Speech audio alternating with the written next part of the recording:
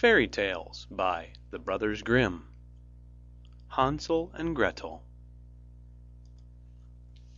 Hard by a great forest dwelt a poor woodcutter and his wife and his 2 children. The boy was called Hansel, and the girl Gretel. He had little to bite and to break, and once, when great dearth fell on the land, he could no longer procure even daily bread. Now, when he thought this over by night in his bed, and tossed about in his anxiety, he groaned and said to his wife, "What's to become of us? How are we to feed our poor children when we no longer have anything, even for ourselves?" "I'll tell you what, husband," answered the woman. "Early tomorrow morning we will take the children out into the forest to where it is the thickest. There we will light a fire for them, and give each of them 1 more piece of bread, and then we will go to our work and leave them alone. They will not find the way home again, and we shall be rid of them." "No, wife," said the man, "I will not do that. How can I bear to leave my children alone in the forest? The wild animals would soon come and tear them to pieces." "Oh, you fool!" said she. "Then we must all 4 die of hunger. You may as well plane the planks for our coffins." And she left him no peace until he consented. "But I feel very sorry for the poor children, all the same," said the man. The 2 children had also not been able to sleep for hunger, and had heard what their stepmother had said to their father. Gretel wept bitter tears, and said to Hansel, "Now all is over with us." "Be quiet, Gretel," said Hansel. "Do not distress yourself. I will soon find a way to help us." And when the old folks had fallen asleep, he got up, put on his little coat, opened the door below, and crept outside. The moon shone brightly, and the white pebbles which lay in front of the house glittered like real silver pennies. Hansel stooped and stuffed the little pocket of his coat with as many as he could get in. Then he went back and said to Gretel, "Be comforted, dear little sister, and sleep in peace.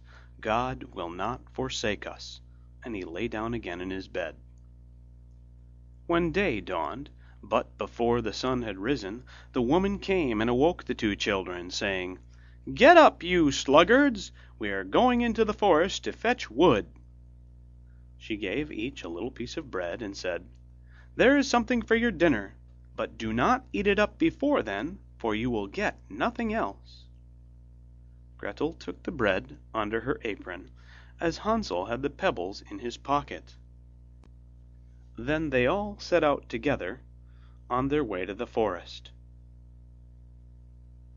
When they had walked a short time, Hansel stood still and peeped back at the house, and did so again and again. His father said, "Hansel, what are you looking at there, and staying behind for? Pay attention, and do not forget how to use your legs." "Ah, father," said Hansel, "I am looking at my little white cat, which is sitting up on the roof, and wants to say good-bye to me." The wife said, "Fool, that is not your little cat, that is the morning sun which is shining on the chimneys." Hansel, however, had not been looking back at the cat, but had been constantly throwing one of the white pebble stones out of his pocket on the road.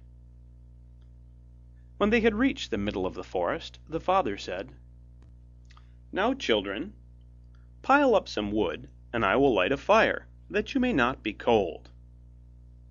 Hansel and Gretel gathered brushwood together, as high as a little hill.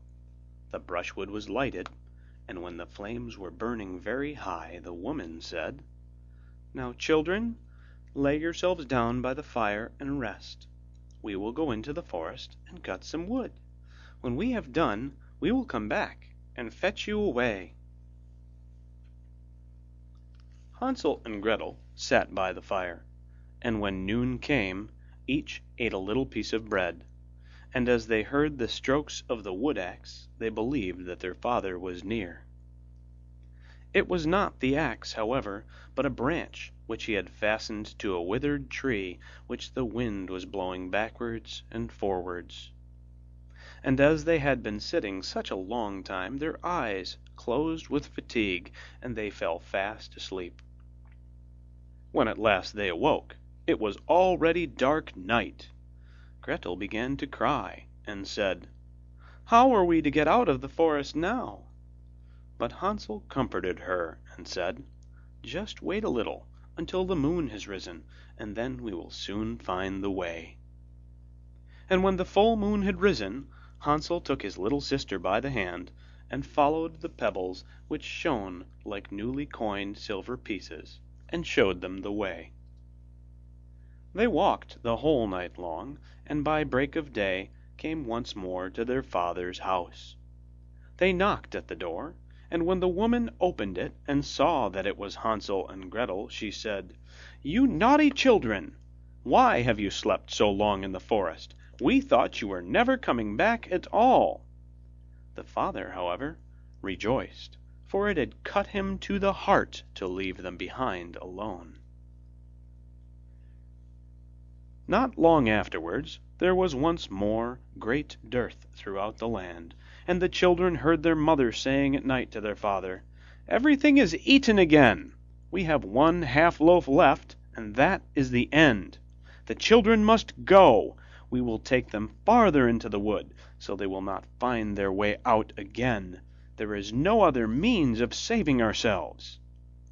The man's heart was heavy, and he thought, "It would be better for you to share the last mouthful with your children." The woman, however, would listen to nothing that he had to say, but scolded and reproached him. He who says A must say B likewise, and as he had yielded the first time, he had to do so a second time also. The children, however, were still awake, and had heard the conversation. When the old folks were asleep, Hansel again got up, and wanted to go out and pick up pebbles as he had done before, but the woman had locked the door, and Hansel could not get out.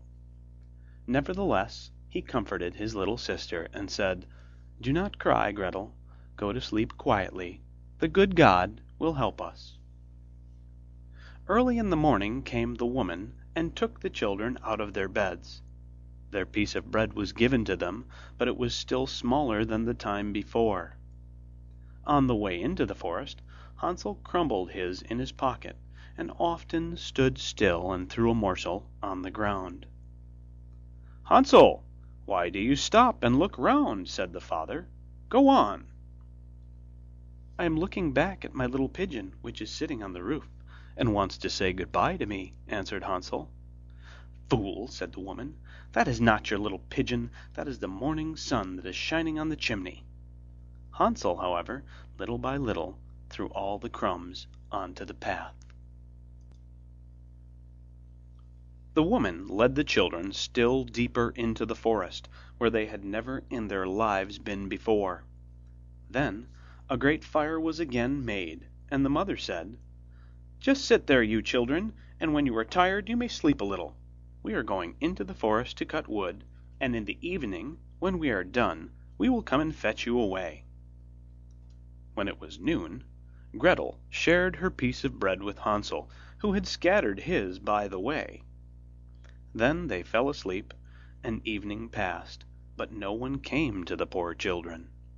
They did not awake until it was dark night, and Hansel comforted his little sister, and said, "Just wait, Gretel, until the moon rises, and then we shall see the crumbs of bread which I have strewn about. They will show us our way home again." When the moon came, they set out, but they found no crumbs, for the many thousands of birds which fly about in the woods and fields had picked them all up. Hansel said to Gretel, "We shall soon find the way," but they did not find it.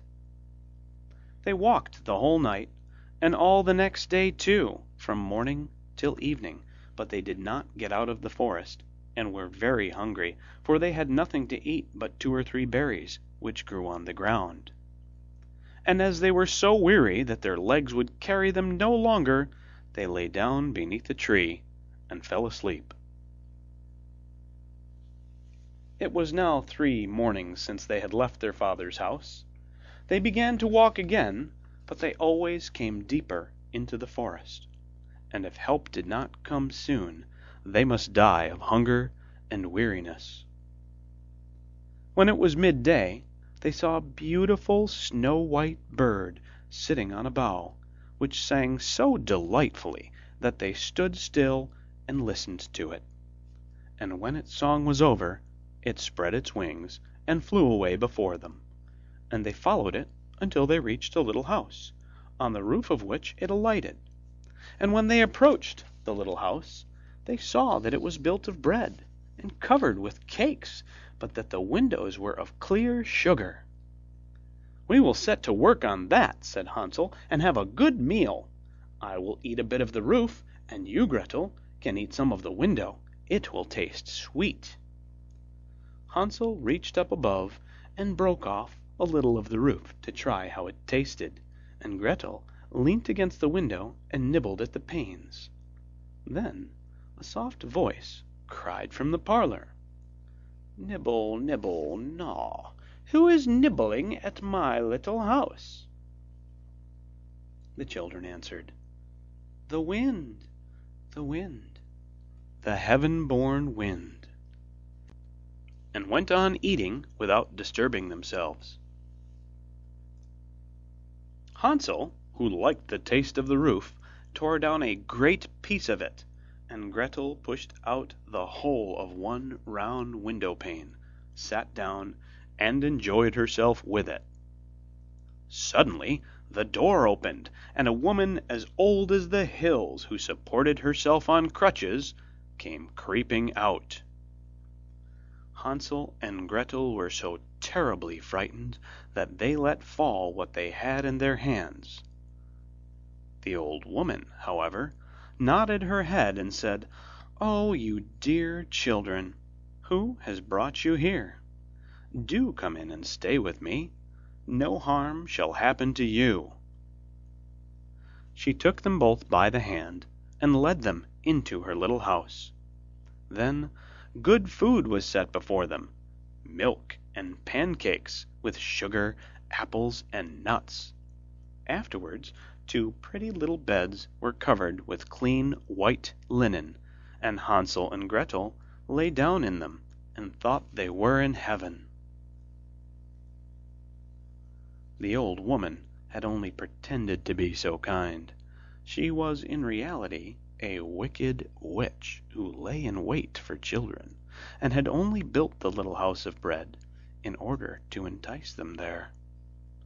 When a child fell into her power, she killed it, cooked and ate it, and that was a feast day with her. Witches have red eyes and cannot see far, but they have a keen scent like the beasts, and are aware when human beings draw near. When Hansel and Gretel came into her neighborhood, she laughed with malice and said mockingly, "I have them! They shall not escape me again." Early in the morning, before the children were awake, she was already up, and when she saw both of them sleeping and looking so pretty, with their plump and rosy cheeks, she muttered to herself, "Now that will be a dainty mouthful." Then she seized Hansel with her shriveled hands, carried him into a little stable, and locked him in behind a grated door. Scream as he might, it would not help him. Then she went to Gretel, shook her till she awoke, and cried, "Get up, lazy thing! Fetch some water and cook something good for your brother. He is in the stable outside, and is to be made fat. When he is fat, I will eat him." Gretel began to weep bitterly, but it was all in vain, for she was forced to do what the wicked witch commanded. And now the best food was cooked for poor Hansel, but Gretel got nothing but crab shells. Every morning the woman crept to the little stable and cried, "Hansel, stretch out your finger that I may feel if you will soon be fat." Hansel, however, stretched out a little bone to her, and the woman, who had dim eyes, could not see it, and thought it was Hansel's finger, and was astonished that there was no way of fattening him. When 4 weeks had gone by, and Hansel still remained thin, she was seized with impatience and would not wait any longer. "Now then, Gretel," she cried to the girl, "stir yourself and bring some water. Let Hansel be fat or lean, tomorrow I will kill him and cook him." Ah, how the poor little sister did lament when she had to fetch the water, and how her tears did flow down her cheeks. "Dear God, do help us," she cried.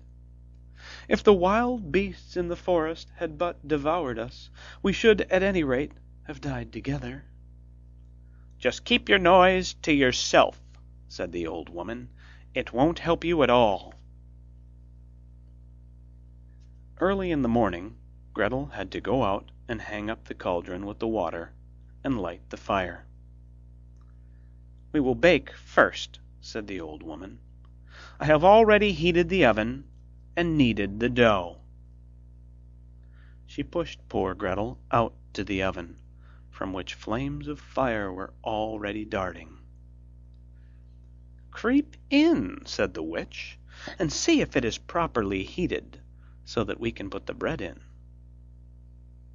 And once Gretel was inside, she intended to shut the oven and let her bake in it, and then she would eat her too. But Gretel saw what she had in mind, and said, "I do not know how I am to do it. How do I get in?" "Silly goose," said the old woman, "the door is big enough.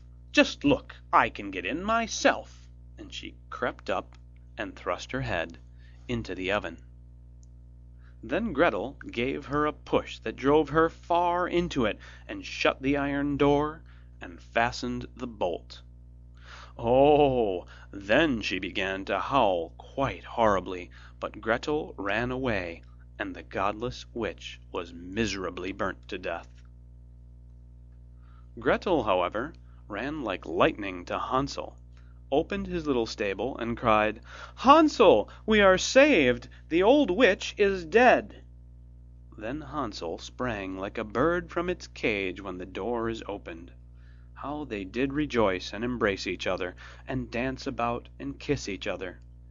And as they had no longer any need to fear her, they went into the witch's house, and in every corner there stood chests full of pearls and jewels. "These are far better than pebbles," said Hansel, and thrust into his pockets whatever could be got in, and Gretel said, "I, too, will take something home with me," and filled her pinafore full. "But now we must be off," said Hansel, "that we may get out of the witch's forest." When they had walked for 2 hours, they came to a great stretch of water. "We cannot cross," said Hansel. "I see no foot-plank and no bridge." "And there is also no ferry," answered Gretel, "but a white duck is swimming there. If I ask her, she will help us over." Then she cried, little duck, dost thou see? Hansel and Gretel are waiting for thee. There's never a plank or bridge in sight. Take us across on thy back so white." The duck came to them, and Hansel seated himself on its back, and told his sister to sit by him. "No," replied Gretel, "that will be too heavy for the little duck. She shall take us across one after the other." The good little duck did so, and when they were once safely across, and had walked for a short time, the forest seemed to be more and more familiar to them, and at length they saw from afar their father's house. Then they began to run, rushed into the parlour, and threw themselves round their father's neck. The man had not known one happy hour since he had left the children in the forest. The woman, however, was dead. Gretel emptied her pinafore until pearls and precious stones ran about the room, and Hansel threw one handful after another out of his pocket to add to them. Then all anxiety was at an end, and they lived together in perfect happiness. My tale is done. There runs a mouse. Whosoever catches it may make himself a big fur cap out of it. End of Hansel and Gretel. Recorded by Bill Stackpole. Rochester, New York, December 4th, 2005.